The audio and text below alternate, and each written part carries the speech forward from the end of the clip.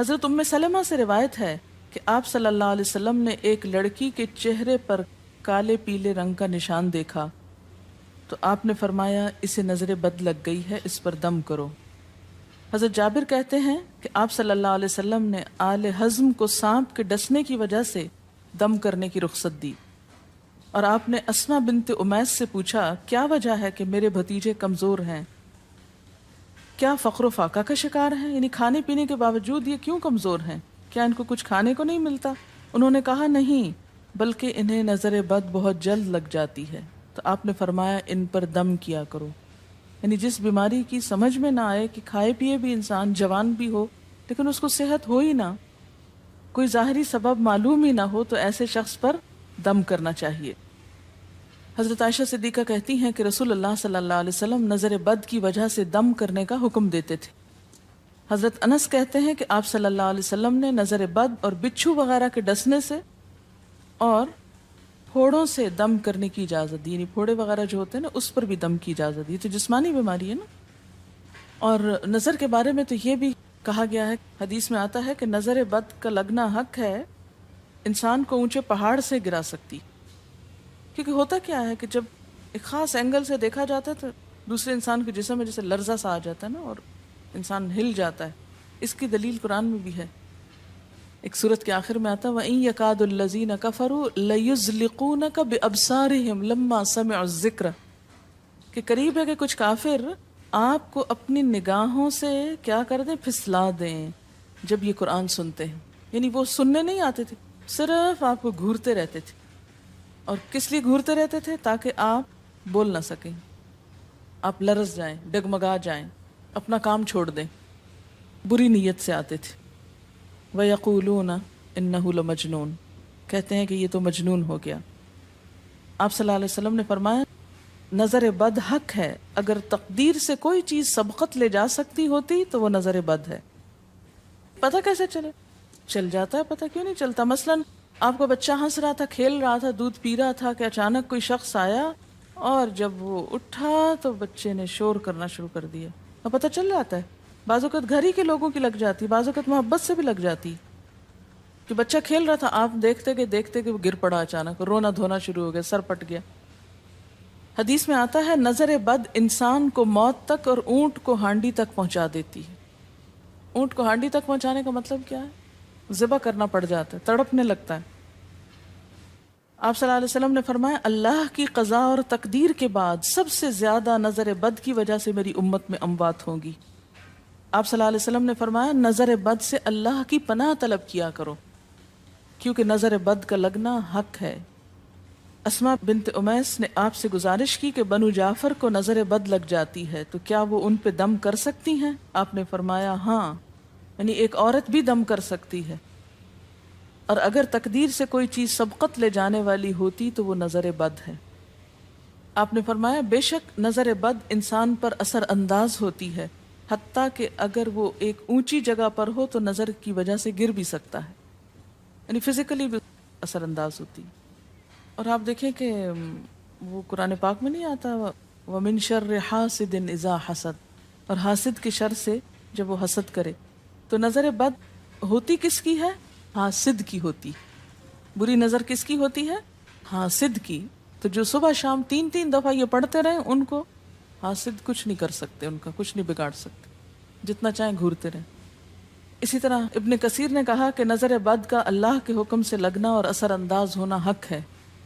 تو جب اللہ کی پناہ لیتے ہیں نا قل اعوذ برب الفلق قل اعوذ برب الناس، تو آپ نے اللہ کے پناہ لے لی، شیلٹر میں آ گئے آپ، اب ہر چیز بیکار ہو رہی ہے، سب نظریں وظریں، اور اگر لگتی بھی ہے انسان کو تو کس سے؟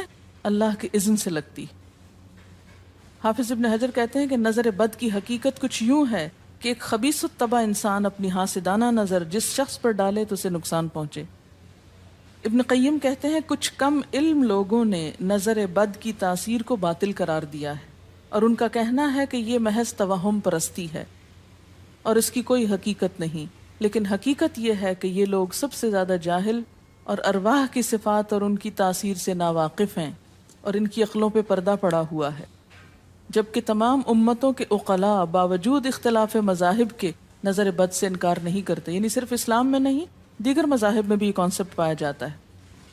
اگرچہ نظر بد کے سبب اور اس کی جہت تاثیر کے سلسلے میں ان میں اختلاف ہے. پھر کہتے ہیں اس میں کوئی شک نہیں کہ اللہ تعالیٰ نے جسموں اور روحوں میں مختلف طاقتیں اور طبیعتیں پیدا کی ہیں، اور ان میں کئی خواص اور اثر انداز ہونے والی کیفیات ودیت کی ہیں. آپ دیکھیں کہ لو چلتی ہے تو اثر نہیں ہوتا، اس کا بھی تو اثر ہوتا ہے نا، حالانکہ وہ نظر نہیں آ رہی ہوتی. اور کسی عقل مند کے لیے ممکن نہیں کہ وہ جسموں میں روحوں کی تاثیر سے انکار کرے، کیونکہ یہ چیز خود دیکھی اور محسوس کی جا سکتی ہے.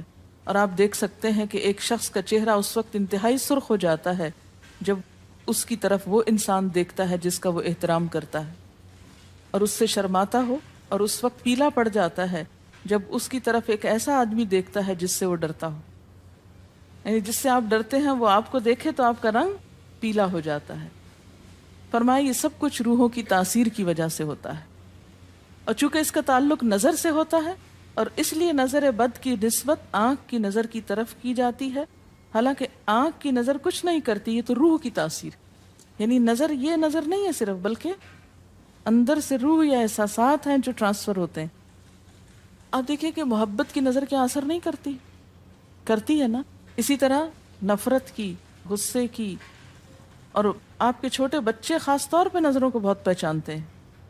آپ نے دیکھا ہوگا کہ بچے کچھ لوگوں کے پاس فوراً چلے جاتے ہیں اور کچھ لوگوں کے پاس نہیں جاتے. بچوں کی مثال اس لیے دے رہی ہوں کہ وہ معصوم ہوتے ہیں نا، ان کو کسی نے سکھایا پڑھایا نہیں ہوتا کہ ادھر جاؤ اور ادھر نہ جاؤ. اور اگر آپ سکھائیں پڑھائیں بھی تو پھر بھی وہ اپنی مرضی کرتے ہیں، آپ کی نہیں مانتے. تو وہ ایک طرح سے بہترین جج ہوتے ہیں. بعض لوگوں کو دیکھ کے بچے رونے لگتے ہیں، بعض کو دیکھ کے مسکرانے لگتے ہیں. تو یہ ایسا کیوں ہوتا ہے؟ اچھا، اسی طرح اگر کوئی شخص کانسٹنٹلی آپ کو دیکھ رہا تو آپ کانشیس ہو جاتے ہیں، آپ ٹھہر نہیں سکتے. اسی طرح اگر کوئی سٹیئر کر رہا ہو تو اس کی نظروں سے بعض اوقات خوف بھی آنے لگتا ہے. اللہ نے کیسی کیسی طاقتیں انسان کو دی ہیں. سلطان النصیرہ. اچھا، پھر لکھتے ہیں کہ روحیں اپنی طبیعتوں، طاقتوں اور کیفیتوں اور اپنے خواص کے اعتبار سے مختلف ہوتی. سو حسد کرنے والے انسان کی روح واضح طور پر اس شخص کو اذیت پہنچاتی ہے جس سے حسد کیا جاتا ہے. ویسے بھی تو آپ دیکھیں نا، وہ رویے ایک دم آپ پہچان لیتے ہیں. یہی وجہ ہے کہ اللہ تعالیٰ نے حاسد کے شر سے پناہ طلب کرنے کا حکم دیا ہے. حاسد کی تاثیر ایک ایسی چیز ہے جس سے وہی انکار کر سکتا ہے جو حقیقت انسانیت سے خارج ہو. جنوں کی نظر بھی لگتی. یہ میرا قول نہیں ہے، حدیث ہے. حضرت ابو سعید خدری سے روایت ہے کہ رسول اللہ صلی اللہ علیہ وسلم جنات اور انسانوں کی نظر بد سے پناہ مانگتے تھے. یعنی آپ جو پناہ مانگتے تھے بری نظر سے، وہ انسانوں کی بھی اور جنوں کی بھی.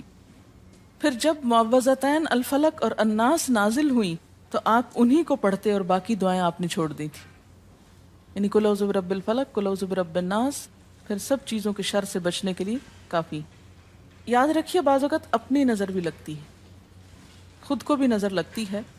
اسی طرح جب لباس اتارا جاتا ہے نہانے کے لیے مثلاً، تو اس وقت بھی دعا سکھائی گئی. بسم اللہ پڑھنی چاہیے، بیسیکلی بسم اللہ پڑھ کر اتارنے چاہیے. اور اس کے علاوہ اعوذ بکلمات اللہ التامات من شر ما خلق بھی پڑھ سکتے ہیں. آپ کو معلوم ہے کہ ٹوائلٹ میں جانے سے پہلے بھی دعا سکھائی گئی، کیونکہ جنات کے ٹھکانے گندی جگہوں پر ہوتے ہیں. اللہم انی اعوذ بک من الخبث والخبائث، خبیث جنوں اور خبیث جننیوں، خبائث سے تیری پناہ میں آتا ہوں. یہ دعا کیوں سکھائی گئی؟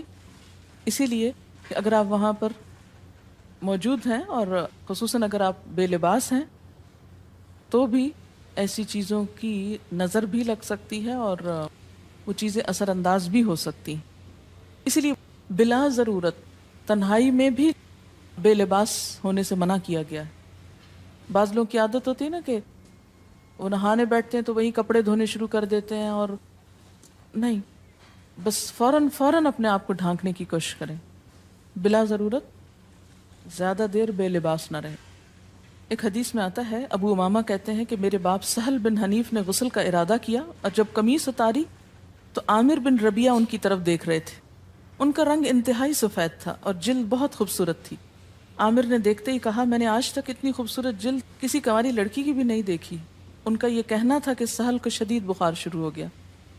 چنانچہ نبی صلی اللہ علیہ وسلم کو یہ قصہ بتایا گیا.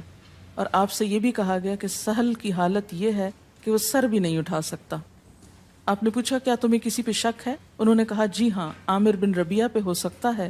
آپ نے انہیں بلوایا اور ناراضگی کا اظہار کرتے ہوئے فرمایا تم میں سے کوئی ایک کیوں اپنے بھائی کو قتل کرتا ہے؟ کیا تم بارک اللہ نہیں کہہ سکتے تھے؟ اس لیے اب غسل کرو، اور اس غسل کا پانی کس پہ ڈالا جائے؟ جس کو نظر لگی۔ عامر نے اپنا چہرہ، ہاتھ، کوہنیاں، ٹخنے، پاؤں اور اپنی چادر کے اندرونی حصے دھوئے، پھر اسی پانی کو آپ نے سہل کے اوپر پیچھے سے بہا دیا، یہ نہیں کہ اس کے منہ پہ ڈالنا، پیچھے سے بہا دیا، اور سہل فوراً ٹھیک ہو گئے۔ اس کا طریقہ بتایا گیا اس غسل کا۔ ابن شہاب زہری کا کہنا ہے کہ ہمارے زمانے کے علماء نے غسل کی یہ کیفیت بیان کی ہے، جس آدمی کی نظر لگی ہو اس کے سامنے ایک برتن رکھ دیا جائے جس میں وہ سب سے پہلے کلی کرے اور پانی اسی برتن میں گرائے، پھر اپنا چہرہ دھوئے، پھر اسی پانی کے ذریعے اپنے ہتھیلیاں، دائیں ہاتھ اور ہتھیلی پہ پانی بہائے، پھر بائیں پر، اور پھر دائیں کوہنی پر، پھر بائیں کوہنی پر، پھر بائیں ہاتھ سے اپنا دایاں پاؤں دھوئے، پھر دائیں ہاتھ سے بایاں پاؤں دھوئے، اور پھر اسی طرح گھٹنوں پہ پانی بہائے، اور پھر یاد رہے کہ سارا پانی برتن کے اندر جائے، اور اس کے بعد جس شخص کو نظر لگی ہو اس کے سر کی پچھلی جانب سے وہ پانی ایک ہی بار بہا دیا جائے۔ حضرت عائشہ کہتی ہیں کہ جس شخص کو بری نظر لگتی اس کو اسی طرح غسل کروایا جاتا ہے۔ اب بعض اوقات یہ نہیں پتا چلتا کس کی لگی، ایسی صورت میں پھر طریقہ کیا ہے علاج کا؟ مریض کے سر پہ ہاتھ رکھ کر یہ دعا پڑھی جائے، بسم اللہ ارقیک من کل داء یؤذیک من کل نفس او عین حاسد اللہ یشفیک بسم اللہ ارقیک۔